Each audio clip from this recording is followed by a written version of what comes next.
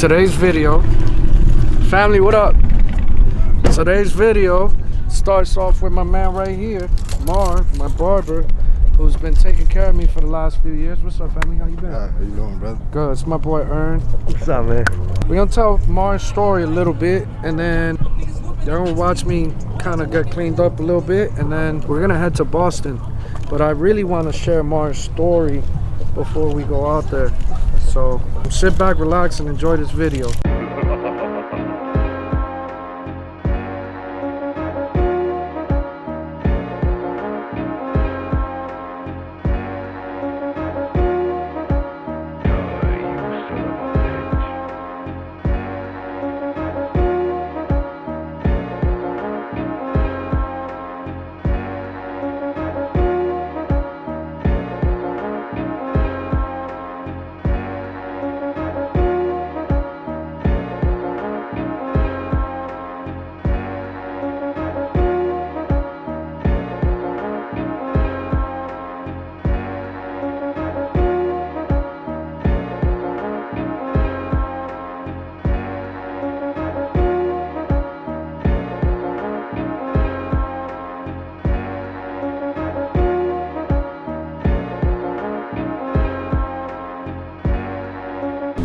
What's good? What's going on? It's Mar the Barber. We're here at Haircuts Don't Lie.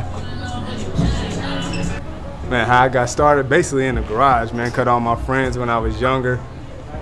Shit, and just a way of living, man. Just something new. Testing out my art, man. Having some fun. That was it. I decided this was gonna be a full-time career, and shit, like 2008. I think that's when I decided, like, yeah, we're gonna take this serious. This is all we're gonna do. And it's turned out great from there. I started following Mar and paying attention to what Mar was doing, I think 2012, 2013. Jordan Brown had done an event at Brooklyn Bowl. And that was, what was that? That was like an AAU tournament. AAU tournament. It was like Jordan a big AAU tournament. Yeah, it was a big tournament that was going on in town. And I just started paying attention to how this young man started moving and how he's just been, you know, a positive influence within the community. All these athletes, influencers, rappers, everybody's coming to Mar when they check into Vegas to get a haircut. And I couldn't help but want to support and pay attention to what he's doing, from his clothes to, you know, cutting the hair, and getting my haircuts with him now for the last couple of years. And, you know, as Urban Necessities has grown, from day one, I've told Mar, like, I want to be able to provide quality haircuts at our store. And, you know, didn't really have the heart to be like, yo, Mar, like, pull up when we're in this raggedy ass mall. But now that we're going to forum shops and we want to take this experience to be something different, and just seeing how he's still conducted all this great business over the years, I'm really excited to make the announcement and have and ask Mar and his team to come over to Urban Necessities and cut hair at UN at forum shops. So starting Memorial Day weekend, Mar and his family are gonna be cutting hair here at the shop, and I'm excited, bro. It's gonna be great to see what that's like.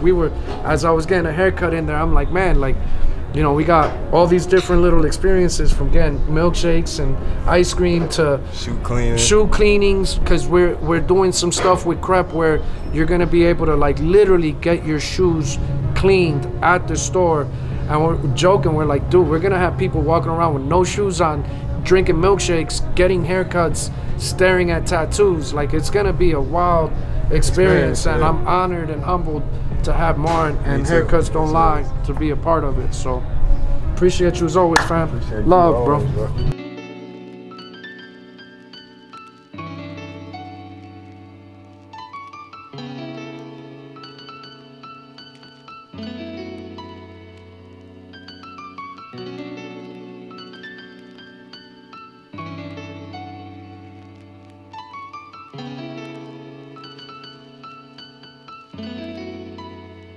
All right, what's going on, guys? So we're here in Boston with a good friend, and we're gonna talk shoes. So my boy Deon, one of the many faces that you're used to seeing behind the scenes with Concepts, is gonna show off some of his shoes that he's got in a secret location.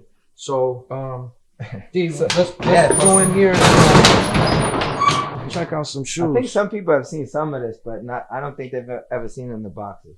How long have you been hiding sneakers in here? This here is 20 years. 20 years worth. And I've had this storage unit here. This is one of them.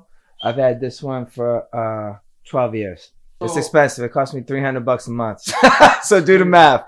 And I haven't come in here and went through any of it. So was this like? I know it's gonna sound funny when I say it, but was this like, yo, I love sneakers so much, but I gotta hide them from my wife kind of thing, or this is I love sneakers so much and I've ran out of room and I'm just gonna tuck. So great question. Initially, I just was storing them in like, you know, my mom, my house. I'm kind of moving around. When I was a kid, I was a little active, and I just need a spot. We're in the back cave. Yes, and I used to buy 2 of everything. So this is that's not I have 3 Tiffany's in here, I think. I was an addict, man. I wanted 2 of everything, and then I just didn't. I didn't wear. Man, this was a good time. I don't know actually what's in all of this, so I guess we'll kind of see as we go. And it's not in order, unfortunately, so that's all right. These are good. I actually always wanted to wear these, so this is a case in point. Right? But I never. I went through hell to get these because Concepts never got them. See, actually, this tag I paid $600 for these. I don't know where this is from. I don't know if anybody knows what that tag's from. And there, like, you know. But you kept these in great shape, and the reason why I say that, I know you got maybe a couple boxes. The boxes. But I love shit like this that nobody was really into. Yeah, I'll try not to get too nerdy on some of this. Nah, but I need you to, bro. People want to see this. Actual curries. But I bought the new ones and I wear the new ones. Forgot I even had these. Which is funny, right? You know? I mean, yeah, it is a lot. This might be something. I'm like, you know why I'm like. These are the Canada joints. Yeah, that's an amazing shoe. Maybe Jake will buy these, huh? I don't think that's his size. But... Nah, he's a size 11. That's a size 9. I got 2 of these though. I can't. I honestly think Air Force One mid is like the best Air Force ever. I'm not mad at them like some people. This is maybe something. Oh wow, 99. Good lord. I didn't know that these are 99 Breath 4. Yeah, look how bad they are though. Some things are ready to self-destruct. So yeah, I mean, there's some shit in here. I'm not even gonna lie, bro. I'm kind of scared to go through your collection because we wear the same size. Yeah, you're gonna have and I'm trying to look at shoes. You know what? But funny? I don't want to look at shoes right now. I'm like legit like. Actually, the only shoe I'm gonna have a tough time with, and I think you're gonna probably be excited on. You probably got a bunch. Is all the cartoons and all that shit. Yeah, because I went through hell. See, I don't have the friends and family, and I wanted them bad, but I couldn't. These are HCMs, yeah, right? Yeah, I think so. It says Scott on it. No, these are just the regular joints. But yeah, those ones I went through hell for. So it's funny that I went through hell for all these. These are the Dirks. And I'm gonna forget a lot of names because I'm getting a little older. And these shoes, jeez. And then I got I don't know why, I got these ones too, the Frankenstein. Actually, I met Derek from Politics over that too. These are cheese. A lot of this was Nike Talk shit. Easter joints, which is amazing because not a lot of people are into it like that. But I got all of them, and I had to go through how to get it. I would imagine so these are all pink boxes all the way through there. On the bottom there. It's just the box. You see, I never come in here because I would upkeep it. No, what was wild about Mayor's collection that I was really like looking back. So many of the stuff that he did with Nike ID. See, I don't even like these. I bought these on. Look at this shit. You ever seen this before? This is on Nike.com. You had to go and wait. And like the laser force and shit. You had to just go sit online. The website would crash all the time. And I never would even have worn these. I just was an addict back then. $124. Oh man. Actually, I bought these from Derek. This is hilarious. I gotta show him this. That's Take funny. A picture. Yeah, I need a picture. I gotta actually send him this. So the thing with Mayor, like so many of his Nike IDs and a lot of his bespokes, like you could see the inspiration for later releases that Nike did. It's bug, bro. I bet. Bug. I bet. So, I mean, I think that to go back to it, you're right. Air Forces right now are like, I mean, we're seeing it at the store. they're flying, and this is such a great size, man. Like we never have enough in this size range at the shop. So these are all. It's funny. I've never wore the Red Lobster. I got 2 of them here. I don't have the special packaging because I was so busy that day. I never bought them. I think I actually bought one of these from a shop that we sold them to. Because at that point, even though I was on the project, we were just You said something to me a while ago about yellows. Mm-hmm. How many pairs of yellows did you guys make? Do you remember? So I think we had 36 in our 36 possession. pairs. Yep. And I have my one, which I don't have here because I was nervous. God forbid. Yeah. It's all climate controlled, but you can see like I don't know if I believe it. Yeah. You know. Yeah, there's a lot of mids in here. Not Air Forces, huh? And then I guess these, I'd say. Yeah, show us some dunks. Actually, let's do this. Wait, I'm trying to read it. So this, I'm just trying to see. I don't know if there's any like surprises in it. I got a lot of costumes, man. Shout out Mr. Costume. Get you guys some. Cause I had to have them all, and they fucking crease on their own, just sitting in the box doing nothing. This is one of my favorite boxes, but Fat Joe has on it. Be at Up NYC. Yeah, he has one where Michael Jordan gifted it to him, and it's his face. It's Joe's face. Fat Joe's face. Oh my god! Yeah, look at this. I think these are. Yeah, these are ones. So, actually, that's just mold. They weren't one. Maybe they were. Yeah, these are gross. That's probably not even safe to touch. $100 though. That's the important part. And I bought. Oh, smell like mold. Raging Bull pack, 2 defining moments packs. Yeah, these are Foot Locker. Damn, that was a great shoe. Yeah, some of these are banged up. See, I never. This was a great. I had a bunch of iceberg shit, so I bought it for that.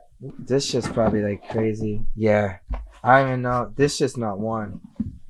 This I bought before Saint Laurent took the eaves off.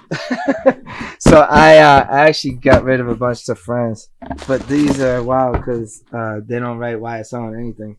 These are I don't know, maybe 10 years old or so. These I know there's some shit you'll like in here. These are the suicidal tendency joints. Which is funny. Yeah, I always see you rocking Vans. Yeah, I mean, it's. I know people. It's a West Coast culture. That's what they say, but man, Vans is like global, bro. Yeah, no, I love Vans. Man, be knocking them, but I look, grab on the bottom of the shoe. This one? You got the tag on it. Look, how much you pay for it? Just $90.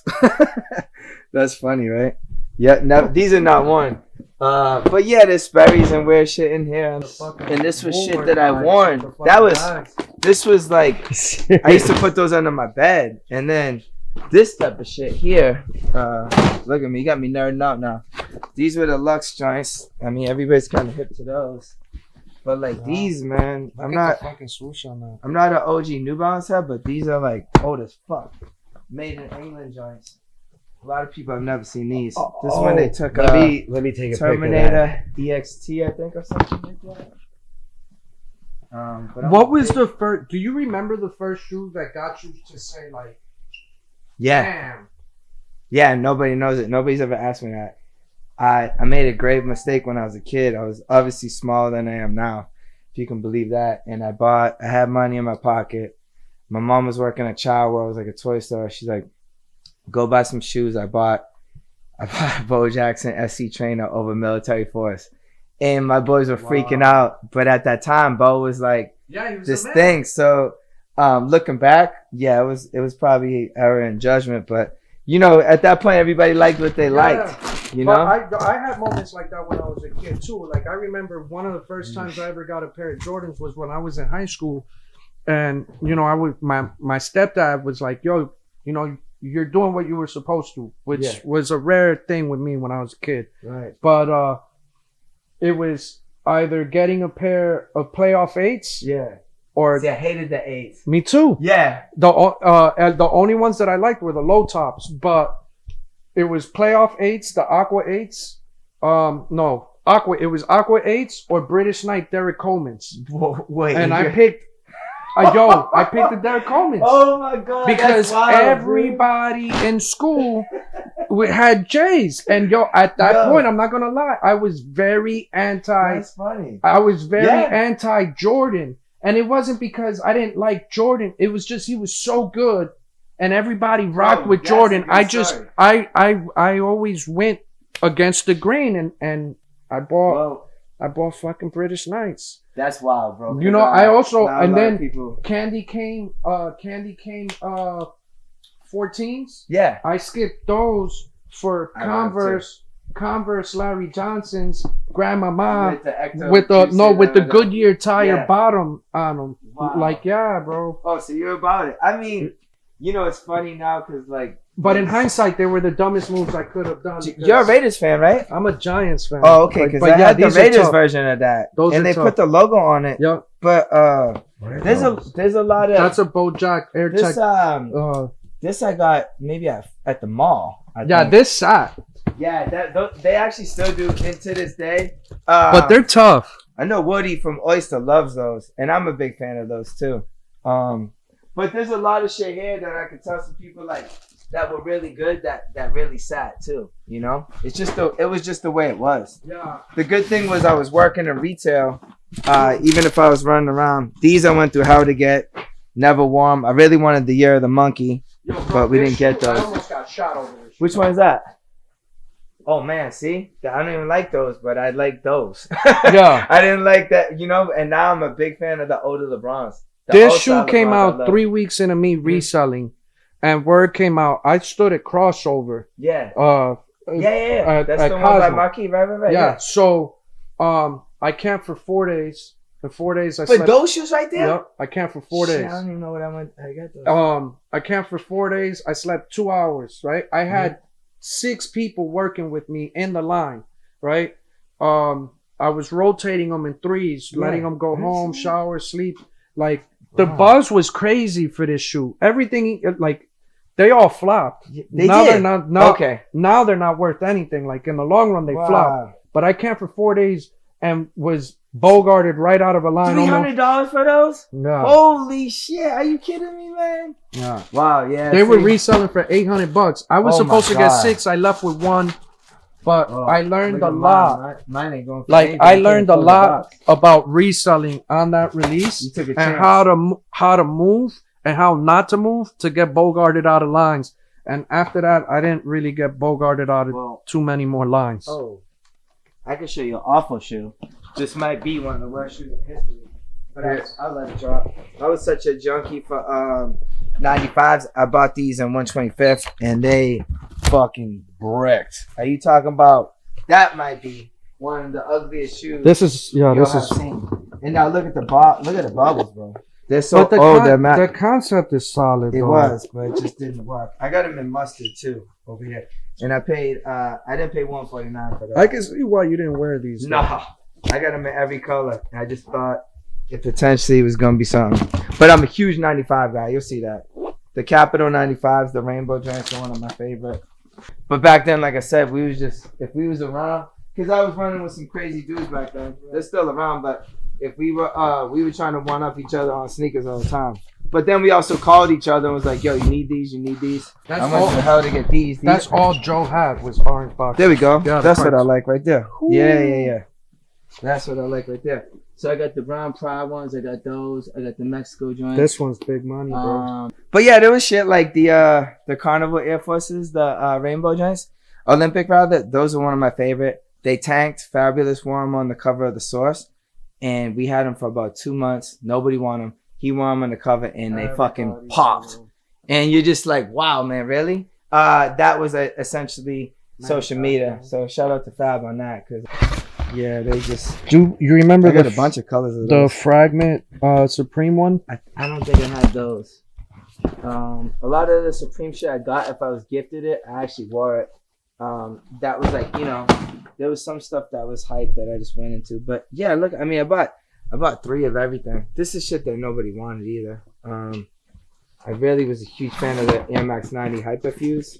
Yeah, those were all good. But these are just, you know. I definitely never wore these, but yeah, man, you know, Huff. I mean, actually, I don't know why they're tied up. It's funny because I don't think back then when we looked at something as dead stock, it was like you couldn't even tie it up. We always did. Yeah, I don't know. The box and stuff is discolored. But Hafta is some amazing shoes, man. I believe these were his. What's one shoe that you had like your hands on that you like were behind the scenes on it and like responsible for creating that you're like, man, I can't believe I'm touching this project. I can't believe. Oh, none. None? All of them you were like, yo, nah, I should be doing this? I've never been I've never been too in awe of anything that I've put my hands on, for sure. More other people's shit. Just as like, you know, coming along and you know, having great opportunities, which I'm grateful for, especially working with some of the premier brands. I think for me, it was more like seeing what some of my friends and peers were doing, and that's the stuff I wanted. Like what James just did with the threes. Those are like that's might be my favorite shoe of the year. And knowing James, like as long as I have and watch him come up and seeing that was a big shoe for me. Stabs are amazing. I got that on Nike Top. Stabs are amazing. Yes. No, I think it's amazing that you were still like doing it yourself. Oh yeah. You know what I mean? Like you did, like the fact that you were so consumed with, yo, even if it's not coming to my store. Sorry. No, you're good. Even if it's not coming to my store, I'm gonna figure out a way how to get. These are ones. This is nothing to nobody. That shit I went through fucking hell to get. I love the color bone, and I was just like, I need these. Here, let me bring this I in don't a even lot. know where I got those from. So what's the story behind this? I don't know, man. I just know I had to go through hell to get that. Do you remember what you traded? I don't think it's even in the United States. Nope. But I went through hell to get that. I wanted that so bad. And then they just sat here. It's beautiful, right? Like right now, yo, they should bring these back. Yeah. This is amazing. You need this is really good. Yeah, I might even take a picture of this. Look at, I think it's even off centered, huh? Yeah. It looks like it's a little off. Man, that's beautiful to me. These I bought these clearly from somewhere because we definitely bought that from a consignment. Yeah, I think I did because we definitely did not get these. I don't think that was Philippines only, but oh, here we go, Flight Club. Man, they probably banged me in the head on this. Mint condition, I bet. It doesn't look. Nah, but you know what, Flight Club. Yeah, here you go. Flight Club was like the only place to go to. Oh yeah. For a really long time. You had, you know, like I didn't even understand what that type of stuff was back then. And then here's an HCM. This is my good one. But I have a one that's one this color, one's gone. Oh. And then there you go. That's what it looks like in white. Crazy, right? That's wild. I mean, it's funny to look at now because you're like, what the fuck, no big deal. But at that point, we weren't tier zero. So I even though we were one of the first like most premier accounts, we didn't have it. So going through how it was like A Life, Stash had it at Nord. There was maybe I think 12 accounts in the world or something like that.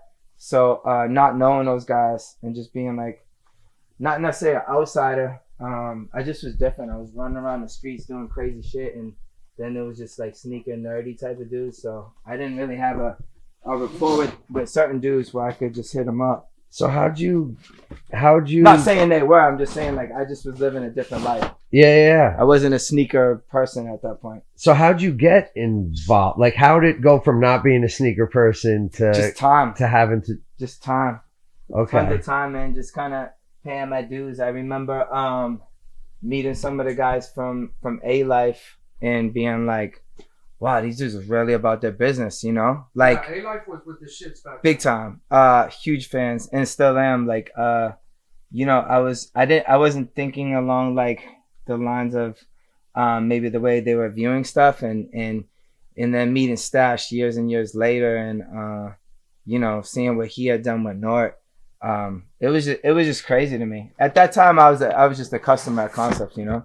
So I would travel everywhere and get everything. I mean, like seriously, dude, was I really gonna wear these? But at that time, I thought I was. This ain't the Air Max 90 that people are used to. Yeah, I think they were even labeled Tuskegee back then, which probably isn't right. But Termanalogy. I was talking to him the other day, right? And I was like, "Yo, so how'd you meet Deon?" And he's like, "Oh man, I've known him since I was a kid." Yeah. And he brought up like stories. You guys would like legit go to just drive down to New York just to buy sneakers. and get drunk. These are hideous. I'm not sure if you've ever seen these. Yeah, the fusions. They're Jordan fucking Fusions. disgusting, man. Joe has This is so many, bro. yeah. Right Clark before Air Clark Force One. actually would probably put hands on me if he knew that I didn't have these. But wow. What the fuck, man? Yo, you gotta try it though. Yo, I mean, this is the that's- part of the video that we're gonna have to say. That's wild. I'm sorry, Joe. Yeah. I know you had a lot of Yeah. these in your collection. Hey, we all fall victim, man. At that point though, you know, Nah, it was you're so revolutionary. insatiable. You're Yeah. like, is this gonna be something? You actually remember the Jordan runner line. I didn't know Trunners? that they not the Trunner, they did like the Air Max series, all different ones. I think they actually started to go for bread at some point. I mean, They're I can see alright, what they but meant. This part of the cage Yeah. is just too much. yeah, I want to do a Jordan 4 so bad. So I'm not gonna say anything bad about that. That's a beautiful shoe. Just in case anybody wants to give me an opportunity to do a Jordan 4. This might not even go back on. This thing might want to live forever on its own. This is like this motherfucker. Man, yeah, I need to put some what's it called? Embalming fluid on these, right? That's wild. Look at man, they wrote the whole thing. Yeah. So I know you're a big sports fan. I know you're a big Red Sox fan, a big Patriots fan. See you always rubbing elbows with a lot of the teams, better known players. But do you have any sneakers that are like team inspired or anything like that? Yeah, I kept all those. I got a good friend at the Patriots that hooks me up with the craft joints all the time. And I keep those no matter what. Because that's a little something special for me. But and I do have the Under Armour I did for Tom Brady. He signed it for me, so I kept those, which was one of my nerdiest, weirdest moments ever. Because I'm usually pretty vocal, but I couldn't really get much in. I couldn't really utter a word around him. He's kind of godlike, you know. But yeah, man, it's he's yeah. I mean, he's and then look what he just did. This one, I didn't get. I had to. My rep at the time, we had did a couple lobsters and he had pulled up and said, I got you want the what the dunk? And I'm like, yeah, bro, of course I want the what the dunk. I'm the biggest SB nerd. I got all this shit. I want them all. And he was like, well, I got them in my trunk right now. You sure you want them? I'm like, yeah, I'm in your trunk right now. Like, like paid in full. You got 16 keys in that bag right there. And he's like, yeah, I got them in my trunk right now. I said, I can have them. What do I got to do? He's like, nothing. I just want to make sure you want them. I'm like, you better fucking go get that shit. I'll buy you another beer. And man, when I saw those, I was like, this is nuts, man. Because that was the essentially the drop point for what the anything. That shoe took off in a whole. It's in a whole nother world now, bro. I started reselling 8 years ago. Yeah. And when I was reselling, that shoe's like $600. I was about to say about $500. And now it's like 15,000, 20,000. Like it's gnarly, bro. Touch this, come on. That leather's yeah, man. Nah, it's amazing. This one, man. And I wasn't even a LeBron fan, but I was like, I just had to have Yeah, this. but yo, LeBron had a lot of amazing. Oh, I'm a fan now. I have to be. He had a lot of amazing Air Forces, bro. He had a lot of Air Forces. Wait, and these ones are my favorite though, because the rumor was back then, anyways. Things flew online that was actually made of Coach leather. Like, do I believe it's actual Coach leather? No, but it fits with the story. It makes sense. This is obviously, thing of beauty. I have all of them except for the yellow. It's not that I don't want the yellow. I would never wear that for the money that those. Yeah, go for. that's why I don't have. That's obscene. But you wore to Paris, didn't you? I've worn my Parises a few times. Woo! I paid a grip. I paid a grip for those. When I started reselling, that shoe was $1,000. That shoe in my size. Yeah, maybe you're right. 8 years ago it was $1,000, and that's been on my list forever. And every time that it came across, I was never in a position to justify the expense. Yeah. When I was finally able to afford it, it had already skyrocketed to a wild number. I paid $27,000 for a worn pair, size 8, that the most you ever paid? Obviously. That's the most I've ever paid for a sneaker, for a personal shoe. Wow. So then I'm like, well, I'm never gonna wear it. I'm like, Yeah. nah, fuck that. I gotta wear it. And then like, I think the Yeah. first time I wore it, I only wore one because Yeah. I was still in my boot because I had plantar fasciitis surgery. And I think I took a picture. It's me in front of my Bentley, in front of Caesar's Palace, basically like That's a going picture. Yeah, that was like the, yo, I'm getting the store. I know I'm getting the store. Yeah. Let's celebrate. This is what I'm wearing, and I wore one. I'm gonna run them into the ground, though, bro. Yeah, I really am. you kind of have to. I never been that guy where people. When I was a kid, actually, I was a little bit aggressive, so I was the guy that had to show up with shoes like that. Then I started dressing like shit like this, and nobody cared. And I was like, I'm kind of in a good zone. Nah, Because yeah. I'm not expected to. Even though I had it, but they didn't expect me to have it. I'm like Mickey Mouse, and sneakers are my gloves, right? Like, there's certain moments where I like people are gonna look to me to have certain things on. You know, like, and the part that sucks for me, but it's a blessing, but it sucks, is that I have to stay with the trends, right? Of course. So like, yeah, that's a lot. like. My love has always been this. Yeah. Right? A lot of my followers really didn't start paying attention to me till like last 6 to 12 months. Right. So to them, You gotta I keep it just going. jumped on this Yeah. fucking wave. But if Nah. you scroll to my Instagram 7 Yeah. years ago, you there. see me in this, right? It's so, tough. and then everybody saw the transition in Adidas when Yeah. Adidas was cooking, and I'm now kind of getting back into, like, I have to keep following it, because if I wear shit when it's not relevant anymore, like, it sucks that I have to be conscious of it, but at the end of the day, like, what am I gonna be? Trav, Oh, I'm like, he gotta keep. You know? Dude, Oompa Loompas, like, brand new. This ugly shoe, but they're really hard to find, especially brand new. What's impressive is, you know, the fact that he's got them in this climate controlled room, in this storage unit. The benefit is that, like, time really didn't have much to do in the aging of the shoe, right? Like, if you leave this in a normal room that isn't like climate controlled like this box by now would have been brown. Like, here's what I'm talking about. Like, if I take this out and can you see the difference on the camera? Yep. You can see this is whiter. Yeah. Who's this? Wow. Yeah. This is a good one. This is a really good one. This is a really good one.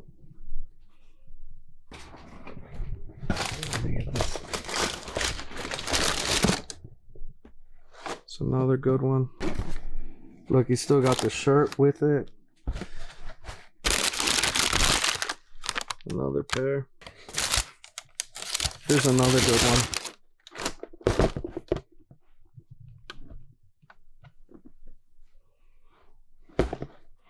The suede on this is really nice. He said he had 2 or 3 of these here. Newcastle's. This is a good shoe. I wear mine a lot. Raygons, OG pair. We just gotta see what he's got at the. We gotta see what he's got at the other spot and how much is there. Wow. Look at the leather on that.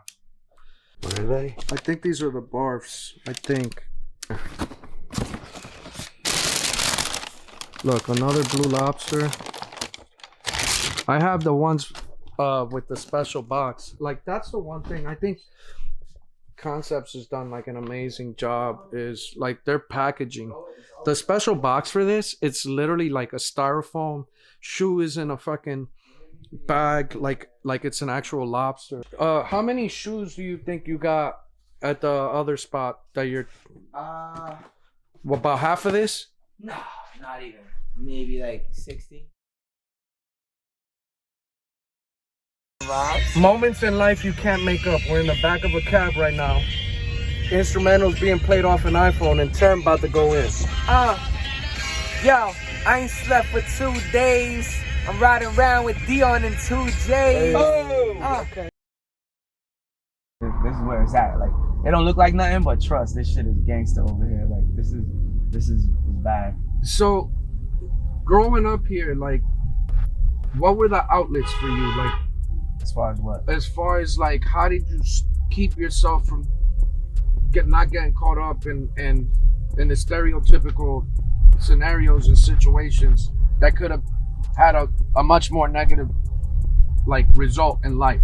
I don't really think, to be honest, there's no opportunity here. You know what I'm saying? There really was no outlets. I think that I would say hip hop saved my life. That's for sure. You know, because all my cousins were gangsters. You know what I mean? They were either in this gang or that gang, getting shot at 16, getting stabbed, their guts falling out. My cousin got shot in the neck when he was 16. My other cousin got shot in the back. These are my cousins, and these are the people I'm hanging with every day.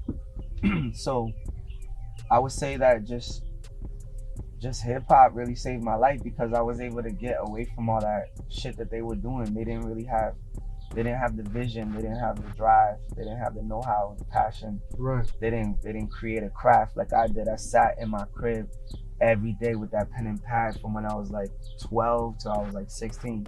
So by the time I was like 16, 17, I was nasty with it. And then I was taking out my aggression, and I was spending all my time in the studio, you know what I'm saying? I'll even take you where I got my first start, because now we in Lawrence officially. Take a left at the light. But yeah, man, I would just say that, like, you know, who was hip-hop. So, you know, I love music just probably almost as much as you. Maybe not as much as you, because you took it to a whole nother level. I realized really quick that I can talk, but I can't put words together in a format of expression the way that you did so well. But what was the first song or the first rapper that you heard that you were like, yo, you know what, now I gotta try this. I would say I loved hip hop since when I first heard it, but I would say that like when I really fell in love with hip hop was like Ice Cube, Dr. Dre, Snoop, like the Chronic, Doggy Style. What was your first tape? Shit. Well, my uncle had the Cypress Hill. Yeah, that was the a first good one. album.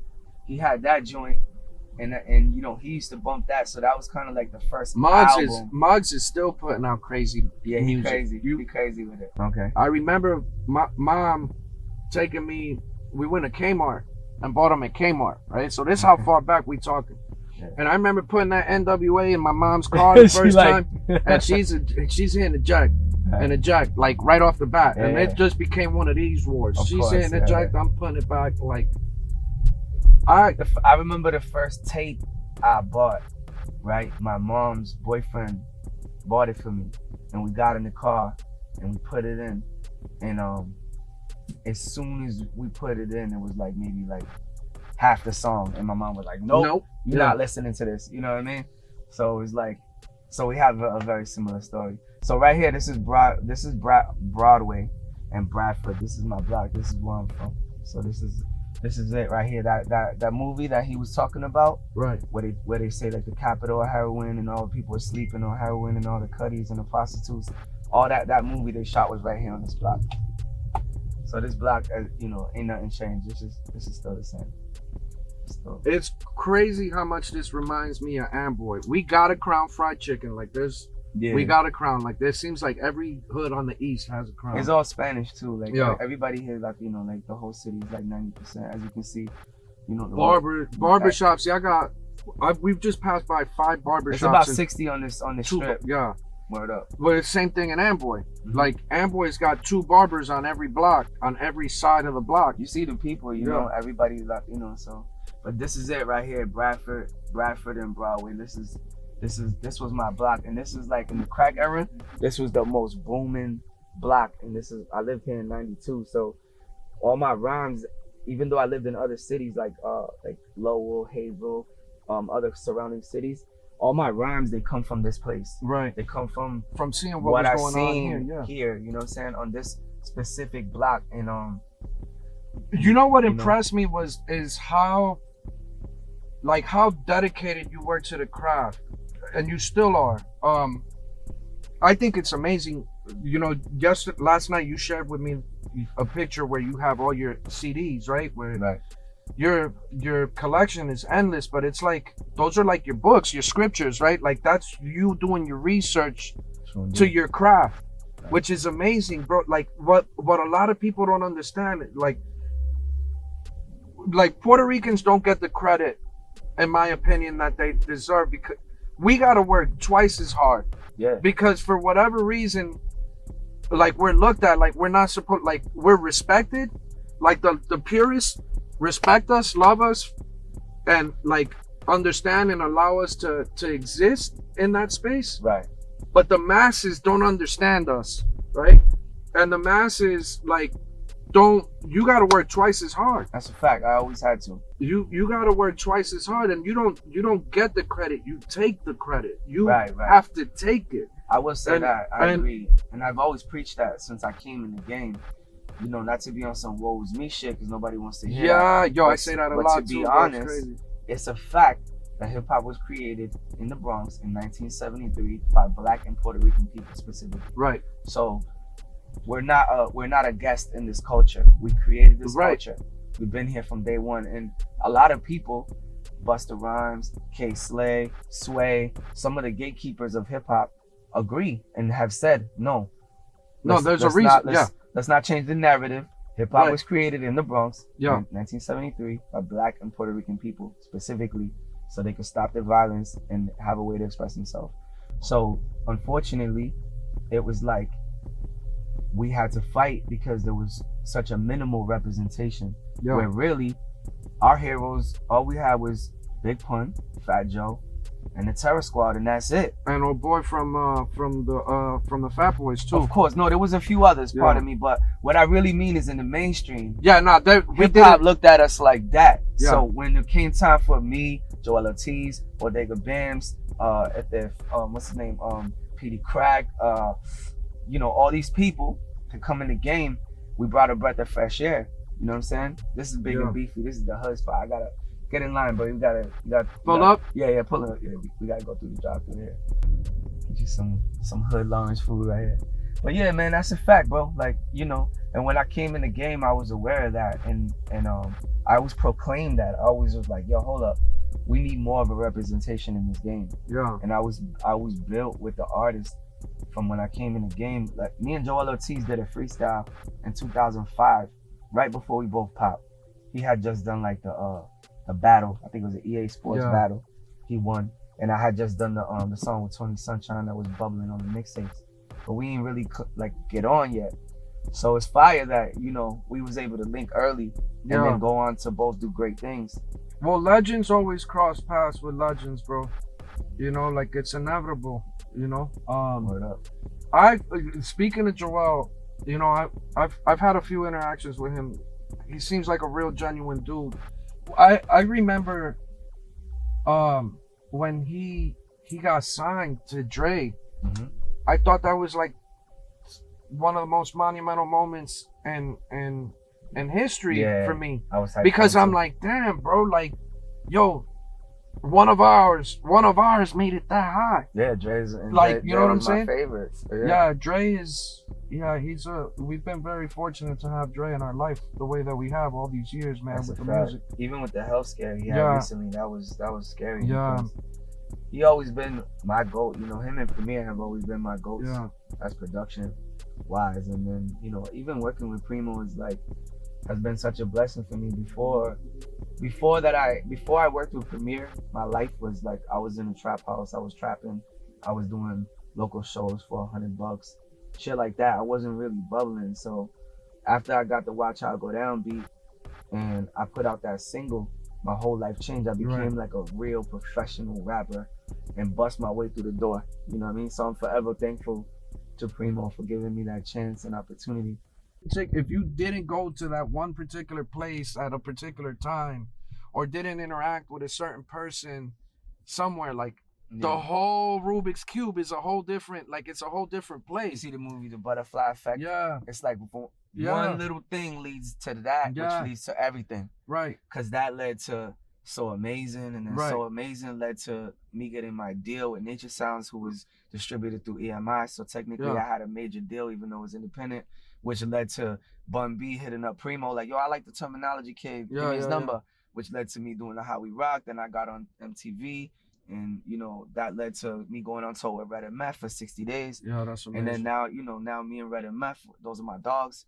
So it's just crazy how like the dominoes just keep connecting. You know what I'm saying? And it is really wild, man. Because I know me and you spoke about it last night, but it's like you think you could get to that, you believe you could do that, but then it's like you have that surreal moment where you're involved in it, and you're like, oh shit, and then it's like becomes commonplace, right? Yeah. The behavior that you thought was so uncommon or so rare or impossible now becomes like you learned how to walk, and now not only are you walking, you're straight running and sprinting. Yeah. You know what I'm saying? Flying. Like when you said to me, like, I know you had done a lot of work with Bun, and I love Bun to death. I've been listening to Bun forever, bro. Like when you told me you did 15 joints with him, I'm like, damn, I know he did a lot, but I didn't.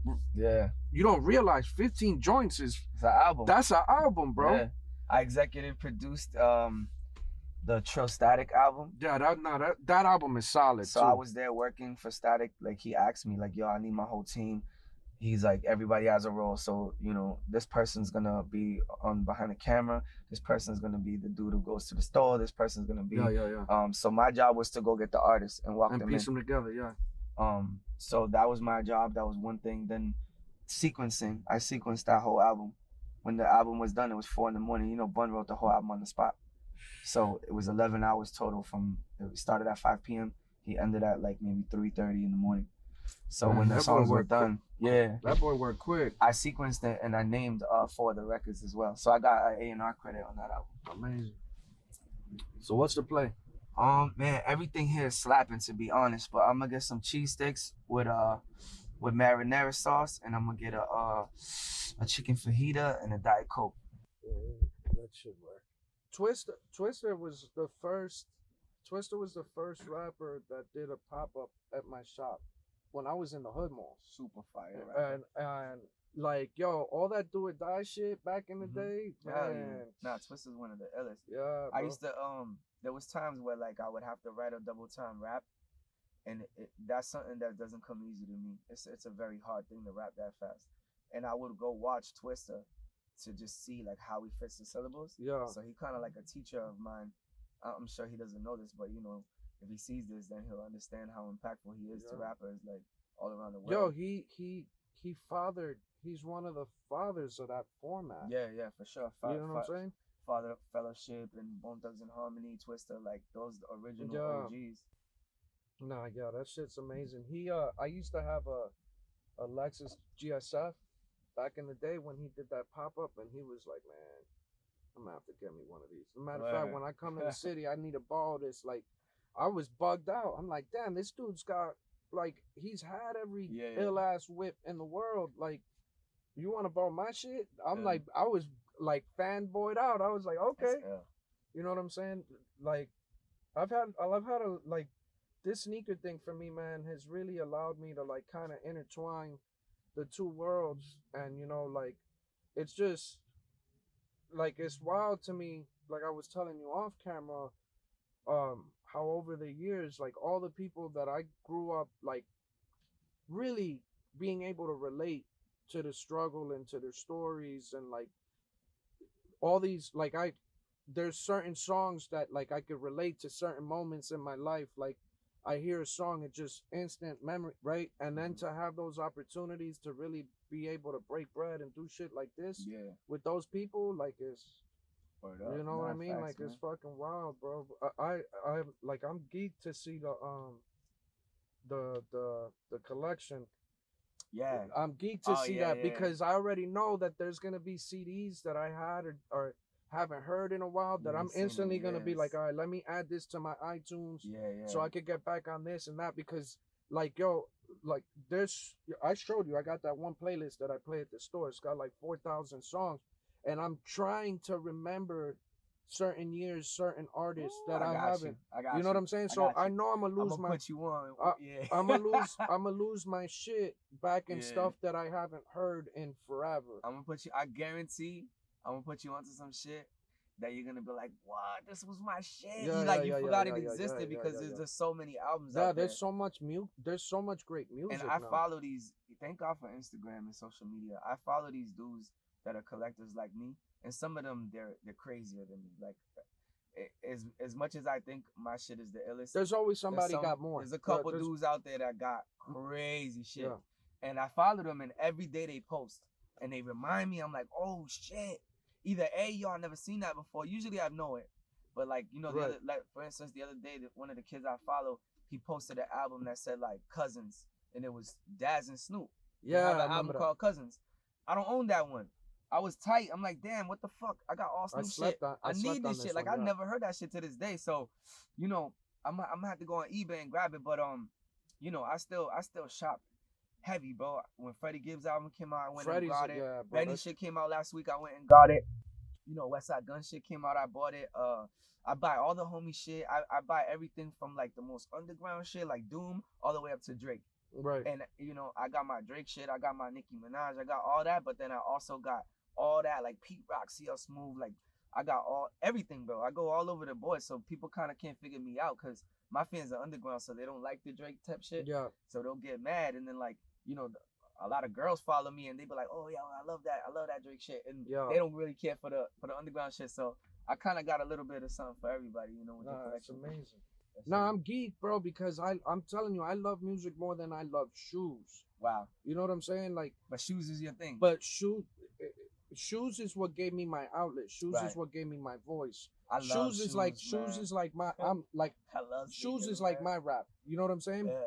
But hip hop is something that I've always tried to figure out. How do I get involved in this world that I love so much? Right? And it's when I recognize, I can't shoot, I can't play ball, I can't rap, I don't look the part, I can't act the part, but I could dress the part.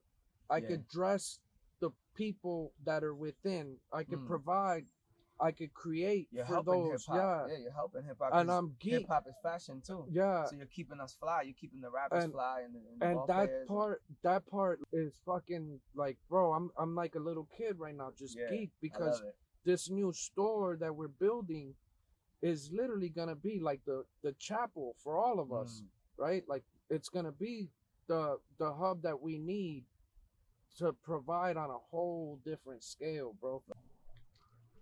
What show was this car on? It was a movie that it was. Was it Mad Max? Was it? I don't remember. My dad will probably know. You know what I mean? So it's such a contrast. It's so cool, man. And he been here my whole life. I grew up, right around here. He been here my whole life. It's great. Right here, he came all the way from Las Vegas. And what he does is he links up with different people, and he interviews them. He's one of the biggest sneaker collectors and he's in the sneaker culture. Okay. So yeah, he's opening a brand new store in Vegas. So he came here to see what Lawrence is about, to interview me. He was actually asking about this car. There was a movie that this was in. Yeah, that's like the smoking event. Okay. Oh yeah, that's right. That's what Reynolds. That's smoking event. Yeah. What's this right here? Yeah, Corolla. Corolla. Yeah, that's crazy. ¿Cuántas horas le tienes metido a este carro?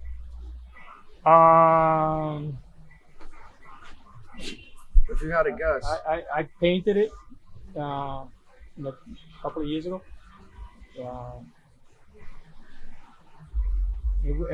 I didn't really take it apart like a full restoration. We just did the outside paint job and the engine. And the engine, I put a 428. Well, not now, right? What is it? 462. 462. Big block. Beautiful car, man. I used to have like a 3. These kids don't know about that, man. 307. Had it like a 307. These kids don't know put a about 460 that, bro. That was 2012. God. Yeah. We had the single with Busta and Primo. Yeah. Yeah, that's some heat. But yeah, man, this is where it's at, bro. It's now like fiberglass and shit. These motherfuckers are real metal, bro. This shit was a tank. That's a diesel. This is diesel engine. It's a Benz. Yeah. Tank. I don't even want to touch it. He goes and he finds it, and then he just starts like they're just projects for him, or is this people bringing him the cars and he? Usually, it's a customer will say, "Listen, I want a 1968 Chevelle. I want you to do a full restoration. This is what I want on it. They bring him the frame like this, and then he strips it down where it's rusty, brings it back together, and then but when it's done, he gives it to them done. You know, probably takes about anywhere between like 6 months to a year. Because as you see, it's a lot of work, and he don't let nobody work. He's not one of them dudes that like let the people help. He's sitting here like this by himself. He has to do it with the sandpaper. Like he has. Yeah, he won't do it, fam. He won't. He just like that, you know what I mean? But that's why his reputation is what it is. Yeah, so. You know, the crazy, I feel it because I relate to that so much with my business, right? Like, I have to do everything, but like the business side of me recognize I can't work smarter, do not everything. Yeah, I gotta delegate, but I really want to do it myself. You gotta get really good employees, and I think you have to get like a small amount. It's a little crooked. I know it later. I know y'all. I know y'all gotta make moves, so I'll just take y'all to the Lawrence sign, and then we can skate back to the hood. Yeah, it's different, right? Yeah. It's a lot of little streets. It's real packed. You know what I'm saying? We're in a historical city, though. This has been around for 200 years. You can see the houses, like they've been around. What made sense back then doesn't. It's out of place now, but it still has to be. They had the horse and carriage and all that. Yeah, shit. you see that. You see it. Yeah. It's cool though, man. You know what's so crazy that I would say, I'm one of the people that made it that still is in their hood all the time. Like I know it's not necessarily smart. I'm not gonna say that I'm here every day. I'm not just hanging on the corner, but I'm in my hood all the time. I'm deep in the community. I'm doing the backpack giveaways. Yeah, which is amazing. You know what I mean? So every year we do the backpack giveaways, and we do in stores. We do different things for the kids, charities. We give back to the community. I got all kinds of friends and family members here. My father owns a business here. My daughter lives here, so it's like I'm here. You know what I'm saying? And a lot of other rappers, they just can't go back, or they just don't want to go back because there's nothing there for them. But it's different with me. I'm a part of this community.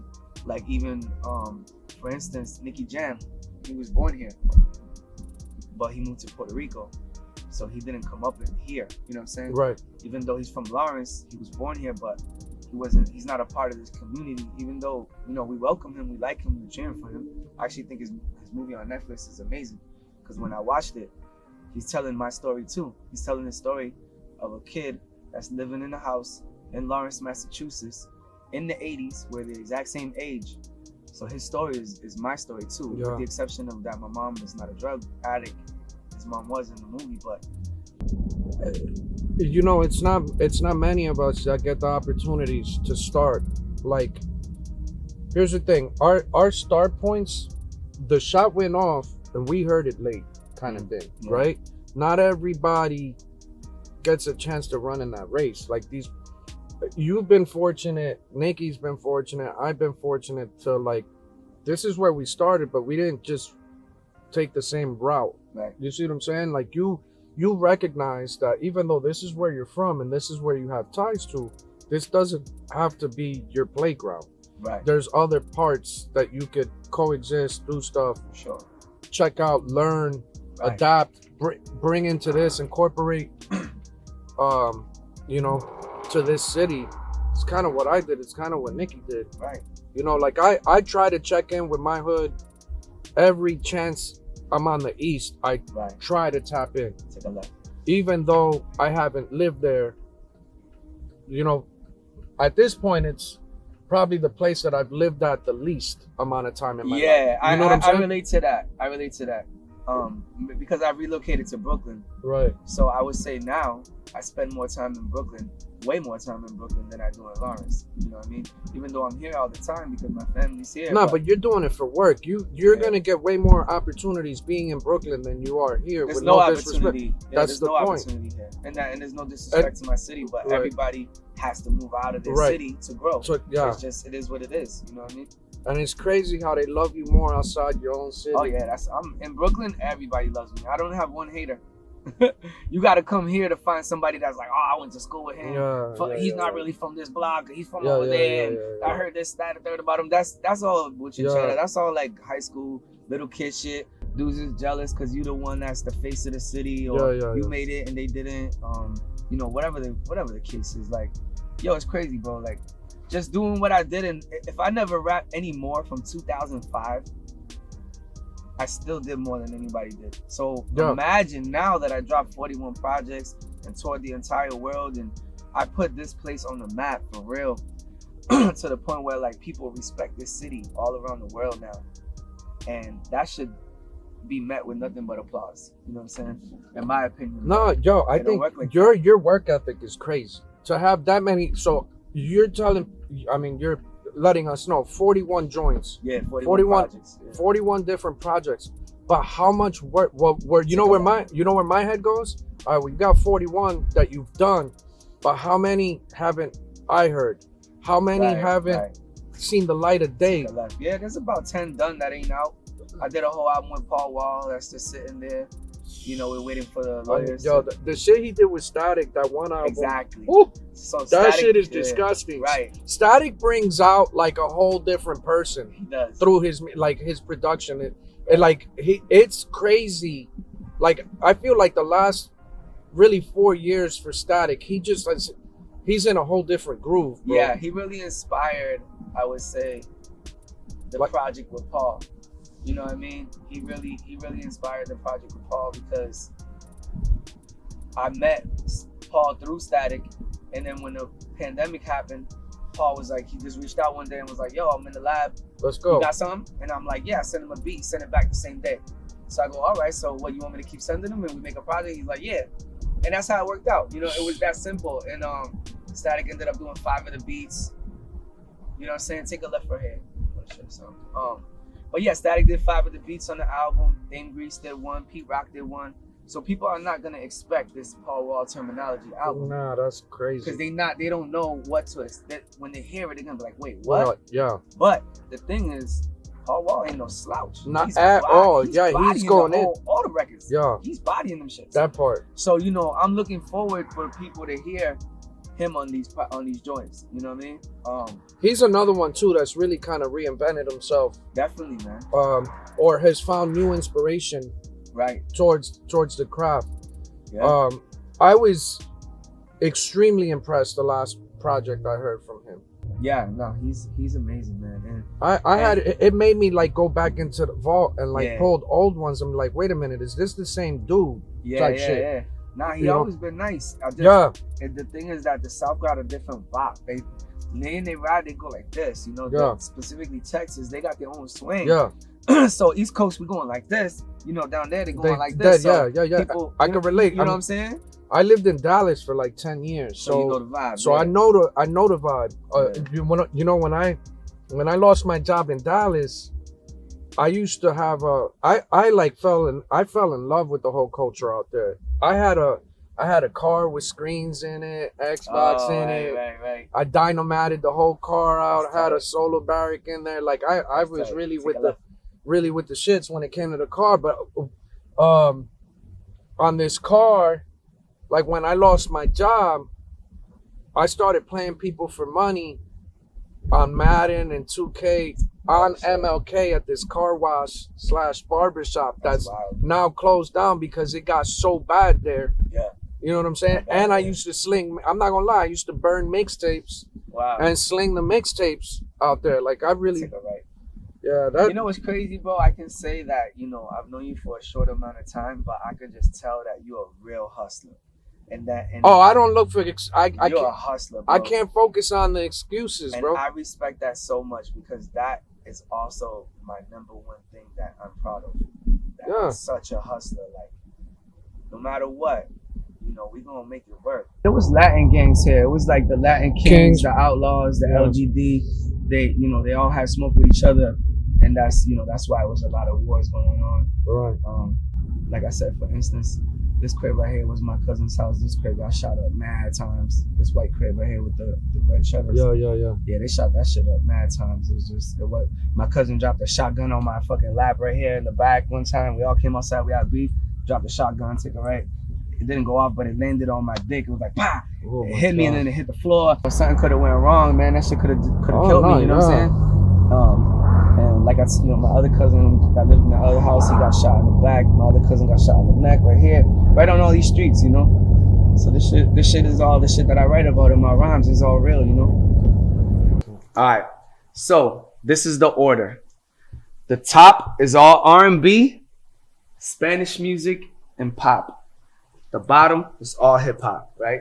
So we're gonna start here with Death Row, Dr. Dre, Snoop, Warren G, So Mac you have it 10. in alphabetical order? They're not alphabetic, they're by the artist. Copy. So Snoop, Dre, then we get into 50 Cent, Eminem, The Game, you know, all that whole camp, that whole like West Coast. Then you get into Big Pun right here. I got all the Fat Joe, Big Pun, Khaled, DITC, you know, Gangstar, all that. Then we go over here, we got like DJs, you know what I'm saying? We got Flex, Kid Capri, you know, Pete Rock, we got Redman, that whole raucous era, Beat Nuts, LL Cool J, Tribe Called Quest. This is all Queensbridge, so it starts up here with the Mobb Deep, goes all the way down into the Coogee Rap, the Capone Noriega, then goes into Boot Camp Click right here. Pete Rock, this is all Dipset.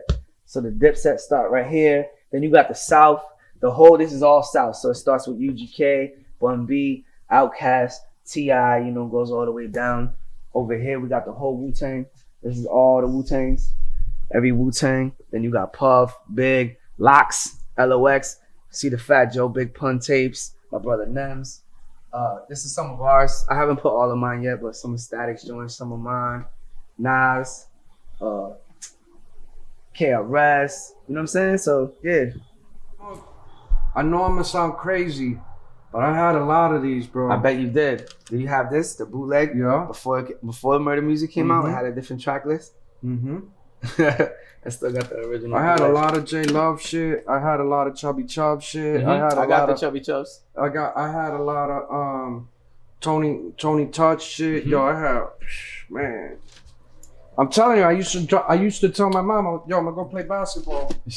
Tony Touch. Yeah, the Peacemaker. Nah, yours is a little different. To my That's brother not- Term, keep rocking. Yeah. That's fire. I forgot I had that sign. I got some good ones signed. Let me see what else I got. I got the Jay-Z. Jay-Z signed this one for me. Then Clue signed it, I think. Memphis Bleak signed it. Wise P. A couple different people signed it for me. But the whole one was big for me because I love DJ Honda. Yeah, man. I was bugged out. That I'm leaving. Look, this one is fire. Guru, rest in peace. Yeah, He said to Term, keep spitting. Guru and Premier. I got Guru and Premier to sign it. That's epic right there. I also have a crazy vinyl collection too. It's not here though. It's in my studio. Crumb Snatcher. Yeah, Crumb. He's actually from Lawrence. He's from my hood. Yeah, man. There's some good ones in here, bro. Okay, CeeLo. Yo, I met CeeLo. He's good people, bro. Yeah, I'm a fan of And CeeLo. he's a beast. He's super, on the super track. slept on. Yeah. Some good shit in here, man, for sure. MC Light. There's a lot. I was like the packaging pusher. Yeah, no, the packaging was everything. So, yo, I used to work. Chains. Yeah, that's crazy. I used to work at Virgin record store Right. back in the day.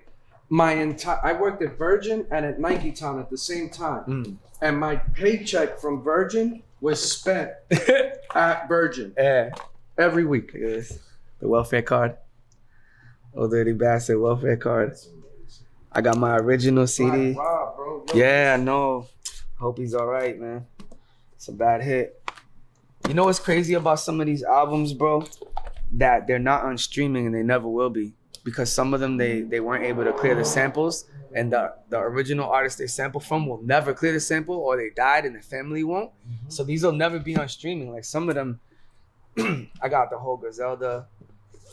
Check it out. I got the Benny.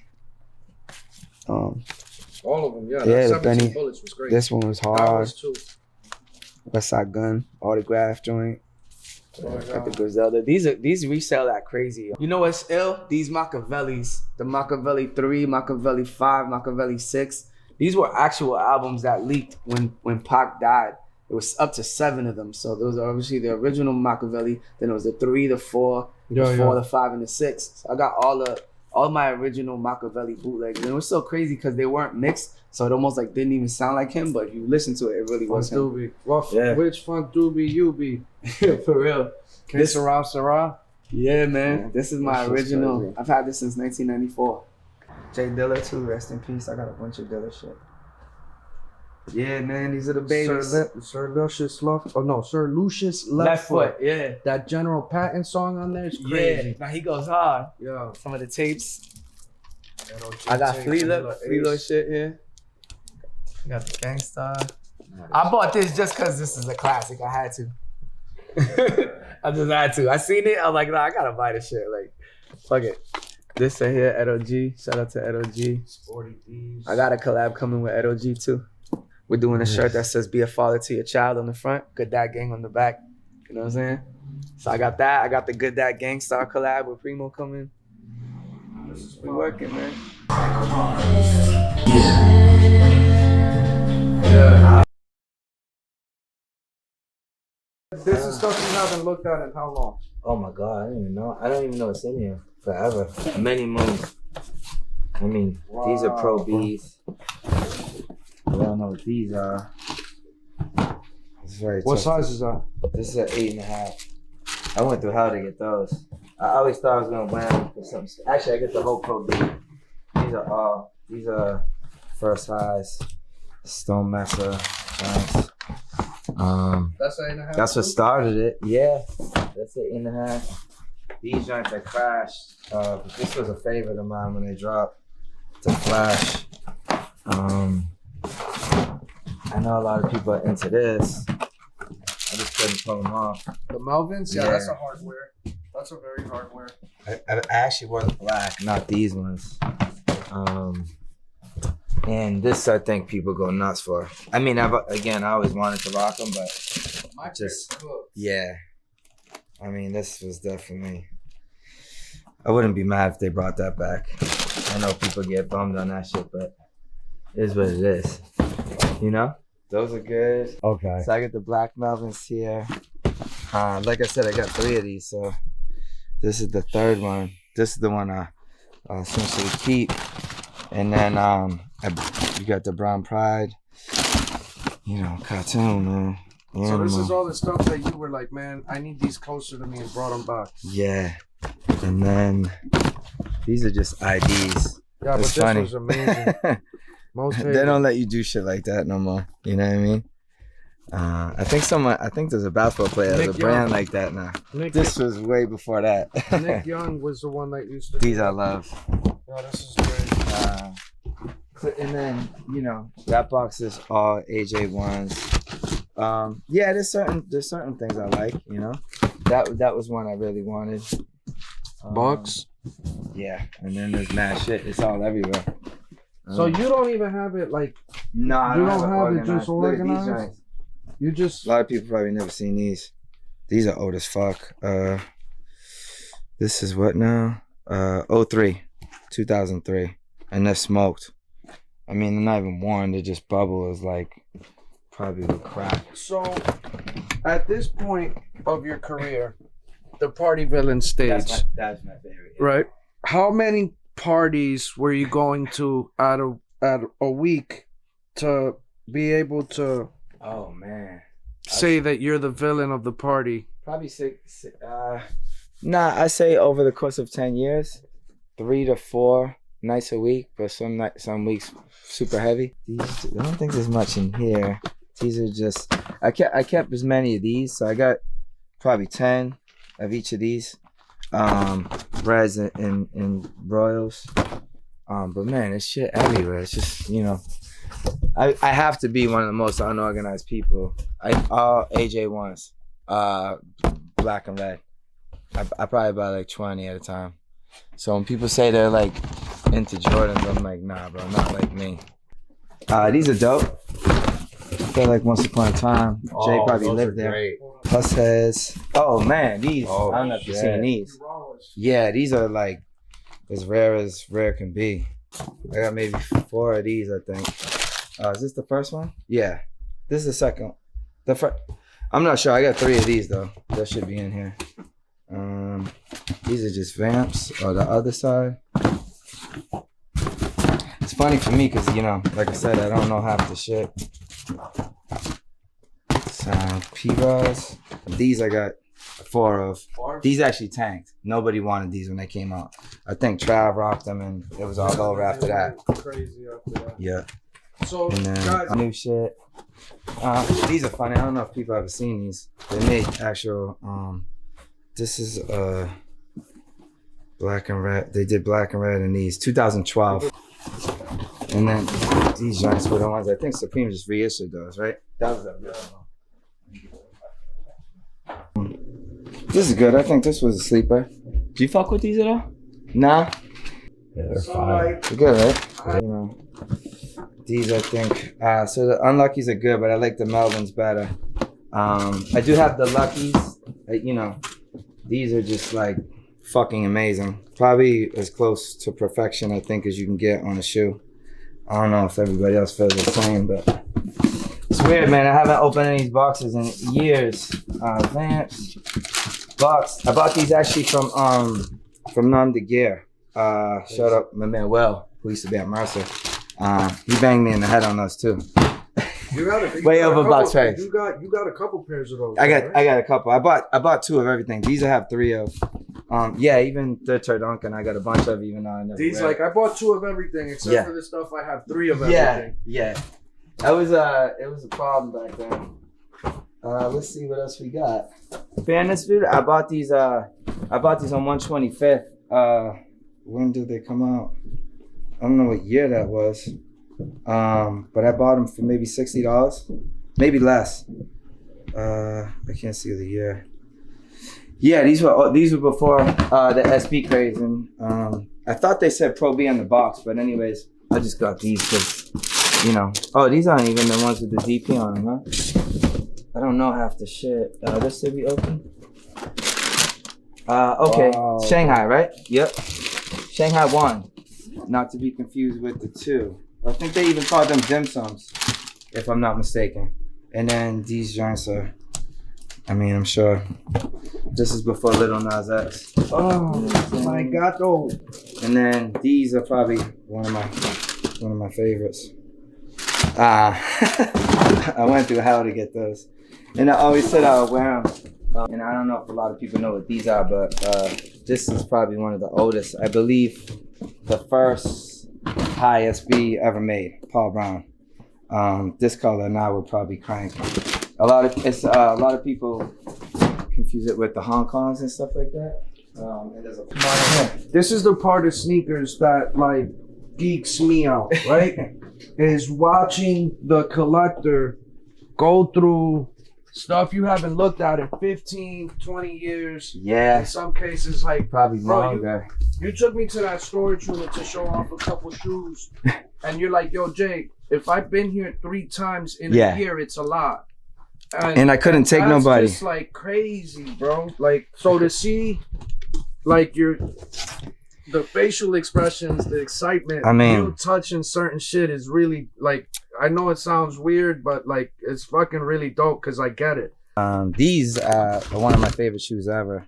There was a Capital version that was just Seattle, I think, and then these are the ones that kind of went with the gold medal pack. It was a gold medal dunk high, and then a was that the Olympic pack? No, that was the bronze one. I get confused because there's so much shit, and I'm so fucking old.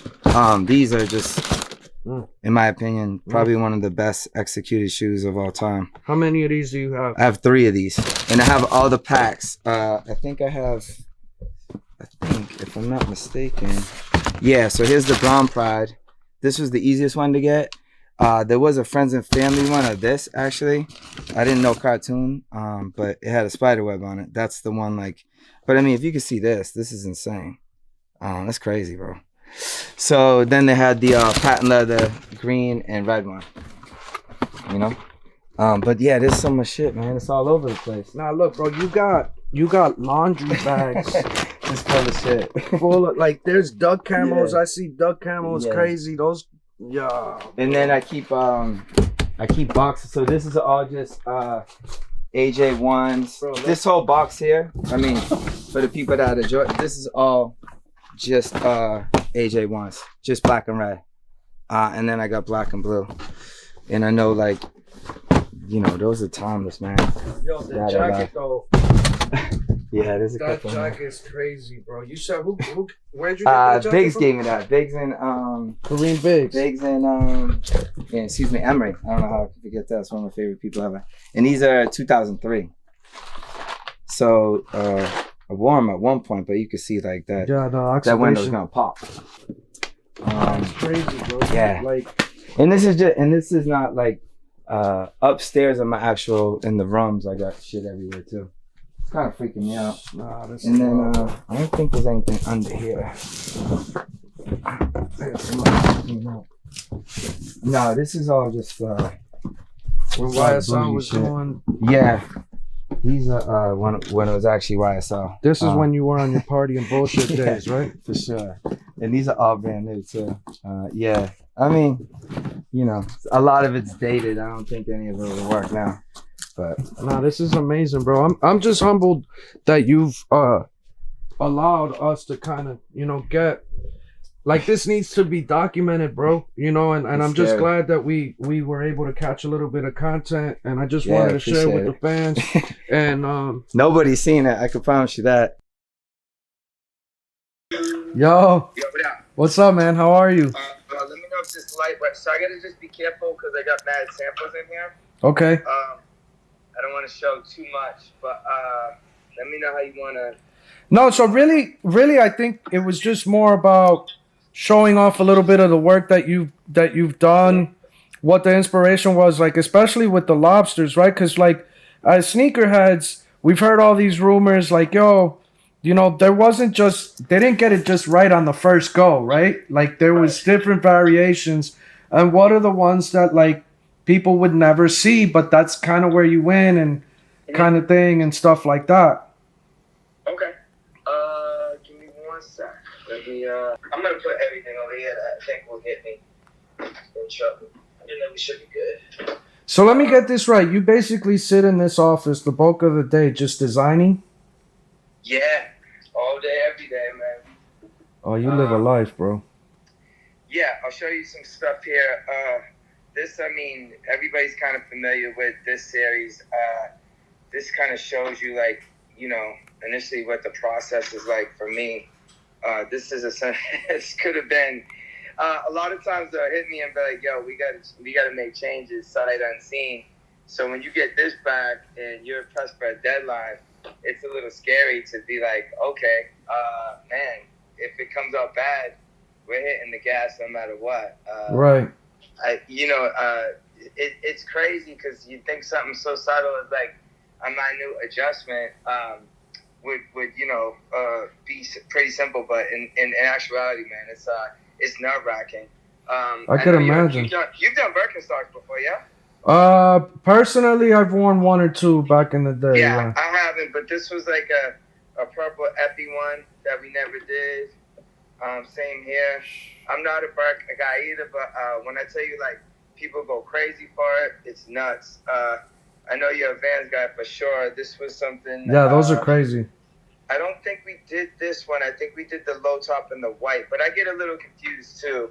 I think this one has like a bobby pin on the sole, which we kind of did to tell a story, and that didn't happen. But I got something hideous to show you. The stained glass, you know, these ones. So this was tough, man, because at that time, I tried to do a clear swoosh. Nike wasn't having it. They were very tight on liberations as far as what you could do, and I wanted each shoe to be different. But this is what the fuck I got back from my first round. Nobody's ever seen this, ever. Yeah, that's wild. These are hideous, man. So, you know, again, man, this is like, we mock up our CADs. This is what the fuck they hit us back with, and we were just like, oh God, we got a lot of work to do. But with time constraints and things. Nah, but I kind of like those. I'm not gonna lie. Like the sheen to them is crazy. There's another one I did for St. Patrick's Day. It's not in this office. We have some samples elsewhere. It's pretty wild, man. It had some religious like undertones, and obviously, this is way before anything was really going crazy. But we had to be cautious of that. This was this is 2014. And now with stuff like this, they don't send you full sets, right? They only send you the left. No, that one I got one. I know I got some New Balance here. This one, a lot of people wanted to happen, but we ended up doing the 997S, which I know people were bummed on. This is the only pair around. But, you know, I think the 997S was the way to go. I think that's what it's called, the hybrid. These were just like some crayon samples that we got, Cape Carter rather, with the full green toe. This was it with the gum bottom. So, you know, New Balance was gracious enough to give me a little bit of extra love to make sure I get it right. That was good. Nah, and it doesn't hurt that you're in there. You guys are like in each other's backyard, so. Yeah, man, I love those guys. I mean, this one came out, but I do have a sample of one with a gray sole. This was 2000. Fuck, I don't know. Let me think for a sec. 2007 maybe, 2008, something like that. Right after Kennedy, which I don't even have the samples of the Kennedy here. These are the second round. But gotcha. I mean, I think here is like where people get. Wow, bro. Actually, Hold on. This was a holy grail. I know some people know this.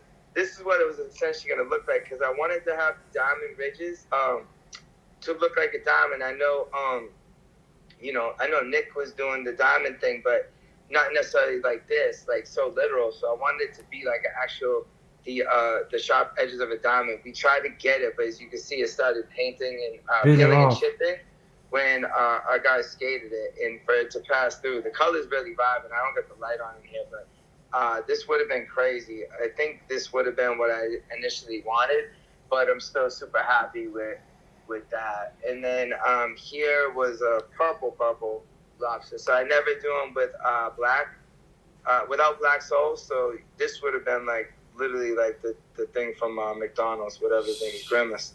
These joints. Yeah, those are fire though. Do you, like? Are you happy with what you guys put out to the public compared to like the samples? Yeah, and this one, yeah, I mean, so with the lobster franchise, I mean, the story is, obviously Rob came up with the idea when we started doing the series and we perfected it. I didn't really want to break away from, I think this is one. I didn't want to break away from what people fell in love with. So when I did blue, I kept it intact. Yellow, which I know obviously people see, but they don't really get to see it in here. Nah, this is crazy, bro. This was Nike for us, so that's why you see they deviated from the color story here, and that's where the red midsole came in. In fairness, like I tell everybody, when I first saw these, I was elated that we were gifted these, but in my mind, I was like, this is one of the ugliest shoes I've ever seen. And that one is how many pairs do you think in existence? 36 that could have been in existence. The other 12 were given like to skaters and reps. So I would say that those were shredded for sure. Crazy. So yeah, I meant to say this one we took the red out. So this is another sample that we had got back too. This is probably the most sampled there. These are all samples. That purple is crazy, and this is outrageous, bro. Yeah, this is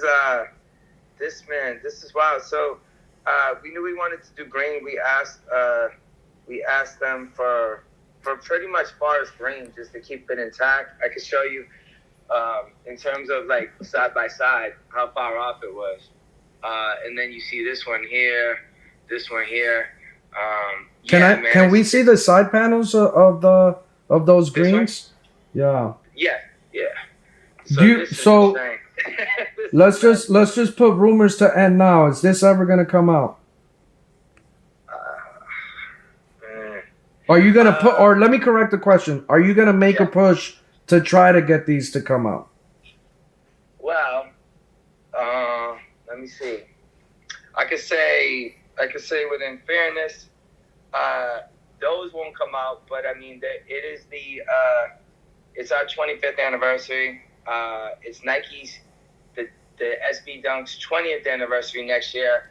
So whether or not we do something with this franchise, there's a chance that it could extend. I think you know, in fairness, I've done a lot of conversations about it. Like, I wouldn't say I'm sick of it. I was pretty surprised to see the feedback we got from the green and the purple. So, everybody keeps asking for orange. I don't think that is.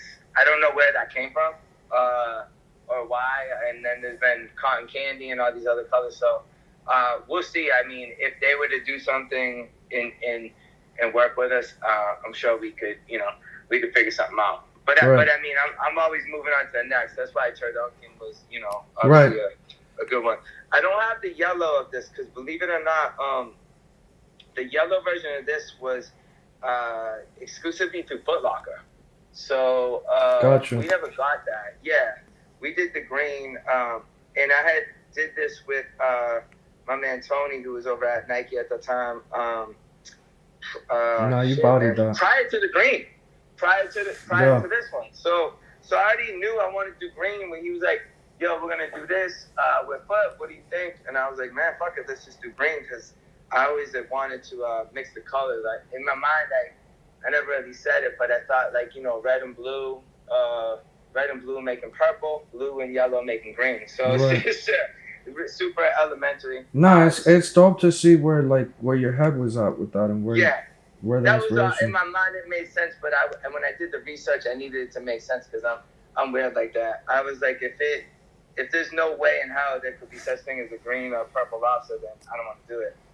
But yo, was that the Kyrie that you just dropped on 2K? No, this one is. Yeah, this one. This is it. Yeah, that's crazy. Congrats, by the way, on that. That's major, man. Yeah, this hasn't even came out yet, but I could show it because it's kind of leaked, and I know we actually haven't even got pairs in our warehouse, but I've seen pairs are floating around. We're gonna do something cool with this, so I'm super excited for that. But it is in 2K though in the game. That's and amazing. These are the new Air Force I'm doing for next year. No, amazing. These are old, man. I did this with Frank the Butcher out of Became Goose. We did a vest years ago on Bespoke.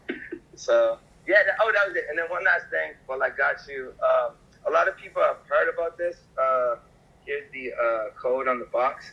We did a Monarch years ago, before Monarchs popped up. I don't know where they are. You can see the tag. It's massive. That's wild, bro. It was like right around the time that Monarchs were getting big, but the conversation for us wasn't so much riding the drag wave before it became big, but like if it made sense for us. In I guess the footbed is kind of wild. I kind of based it on the first Nike commercial for Just Do It. There's an old guy, I think his name is Walter, running across the bridge. So it's all kind of, it has like artwork from the bridge. We did some 3M on it. But being that when you change the plan and you deviate from whatever agreement Nike had for the Monarch, that price of that shoe would have been $150, which is insane because that's a $65 shoe. So yeah, this is a lot of people I haven't seen. I actually just got my hands on these. I've never really had a pair or wanted to rock them. So I don't know where these are. There's 500 or so pairs, I think, floating around somewhere in like some graveyard, maybe at Nike. And that's it, man. I don't have anything cool here. These are the customs that Johnny Kicks did for me. Yeah. The yellows. And I don't keep much else here, man. I have. No, I mean, dude, I think you've shown a lot. You've got an amazing collection. I think you've worked on some incredible projects that, the world has fallen in love with and have made iconic staples within the sneaker game, man. And it's just, getting to hang out with you the little bit of time that Ern and I did. It's just really dope to see it through your eyes, man. And I think really that's kind of what I wanted to show the world with this content and going to your crib and to the storage unit. And I know that you've talked about downsizing and stuff like that. Yeah. And I have this convo with all the greats, man, all the hardcore, people in the industry, and it's like you get to a point where you want to let go some. You get to a point where you're like, okay, does this mean the same? Do I hold on to this? Do I let go of this? And normally there's another project behind, right? So when we get involved, it's about trying to help speed that process up. And sure. you know, I'm excited, bro. To you got some cool pieces that that you shared with the world, and I think the people are gonna be really geeked out to see some of your shoes here at the shop. And no, for real quick, Nike, because I know you're probably gonna watch this part of the video. No samples. No samples were coughed up. No projects that are not supposed to be out were coughed up. This is all stuff that Deon's been sitting on for, 15, 20 years. And I'm just excited. You know what it is, man? A lot of people, it's funny because anybody that's known me or followed my journey, which, obviously is probably not that many because I'm a little older in comparison to like what some of the young guys and bloggers and shit do, but they know I've had those shoes for years, man. Yeah. Everybody's been wanting to get a peek behind the curtain and see what was there. And, like I told you, man, what's unfortunate is that storage unit is so far from where I live. I've actually never even gotten over there. So even going through some of it with you was the first trip down memory lane I had. And it's a little different than like Mayor, who lived with the stuff, and Fat Joe, who lived with his stuff. I was a little distant, so I mean, it's got memories for me in a different way, maybe what I had to do to get the shoes, and each of them has their own journey and path, but yeah, man, I'd be lying if I said I was as attached as I wanted to be. Remember, usually from like... Right. Well, no, I think you're gonna... I mean, talking to Joe was cool, and him like kind of walking me through the emotions of it and whatnot, but yeah, man, I wore the Acorns yesterday from 2002, they fucking ruined my jeans and I was like, yeah, I saw the picture. The nostalgia. There's some stuff that I didn't even know how to wear them because I haven't worn them in so long. Right. Some kids were like, you should have did this, and this, and Clark was like, oh man, I got pairs like that would just body my shoes. So I kept the things that I love and I hold close, but there's things that I think would mean a lot more to other people. So yeah, and that's a dope part, man. Is history is gonna be passed along. It's kind of getting unearthed again. I think you're gonna geek out when you watch the video and see like your reaction. Maybe then I'll get emotional. No, I've watched what we've pieced together prior to this conversation, and it's just really dope to see you literally opening these boxes and just telling the stories. It's sick. I think a lot of people are gonna appreciate that, and I'm honored and humbled that you reached out, and I'm excited to share your collection with the world. I know I'm going to be buying a couple of pieces personally out of the collection. And hopefully you have a little bit of time to come for the grand opening and see these shoes that were in your collection along with, Mayors and Joe's and everybody else Memorial Day weekend. With Mayor if he lends me some money to gamble, you know what I'm saying? Yeah. Maybe some jewelry too. I don't want to be out there, running around there naked with no shoes on. I'll start putting in the word now. He'll probably put it. He'll probably add it to my Wait, bill. what do you got behind you over there? You got you know what? Believe it or not, like that? believe it or not, what's behind me are your shoes. No way. I swear to you. Oh my God, that's funny. So you had about a little over 800 pairs that came over. Yeah. Most of them are 8 through 9. Yeah. And you had some really good ones, man. I bought the 8s back then because they don't fit, but I have a pair of Dunkles I told you I kept. Yeah. Which I had to keep. I squeezed into those and they're painful, but I just can't let go of them. But I would buy 8s. I had maybe even a couple 12s. Like back then, if I could get my hands on. Yeah, you had. I think you gave me like one really small baby foot. Like I think it was like a 4.5 or something. Mm-hmm. And then there was. Yeah, and then there was a size 14 in there too. I think like you had some stuff in there. So, but I mean. Look, what you've coughed up, there's going to be stuff, all price points, as to be expected when we're pulling from people like yourself. And there's a decent amount of Dunks, there's a decent amount of J's, there's a decent amount of runners. Yeah. Like, there's great variety, and I was really impressed, bro. Like, but... It's funny, I funded a Vegas trip just off of foam posits one time. Because I don't wear foam posits. Yeah, I remember you telling me that. Savage. And, everybody thought I got that money hustling. I was like, nah, I literally just had some kid come in and just buy all foams. Luckily, they were crazy at that time. Right. They just went right for my foot, Yeah, it's a hard wear. I get it. But hopefully, once this goes the way that we think it will, it'll fund the next dream, the next aspiration, and from there, or season tickets to the Patriots to watch them have losing record this year, maybe, or no. But I mean, well, hey, anybody that cops whatever, if they want to know, I mean, I got a story, pretty much, almost all of it. Right. No, they definitely will, bro. And I'm excited to see who buys what and how they wear it or what they do with it. But I'll get out your hair and enjoy the game. And I know you're going to the Celtics game, but side note, the Mets are playing Boston today, and DeGrom's pitching, so you know who I'm rooting for today. Yeah, I know you are. Hey, but my guys are on fire right now. now. Yeah, they kind of cooked us yesterday, man. We can't get a hit to save our life right now. But Deon, bro, seriously, thank you, man. A lot of love and many blessings, and we'll talk soon, bro. Appreciate it. All right, bro. Love. So, guys, at this point, we're pretty much back. We got to look at Deon's amazing collection. As you saw, he showed off a lot of crazy stuff, tons of great stories. I want to take a moment also and thank my boy Termanalogy.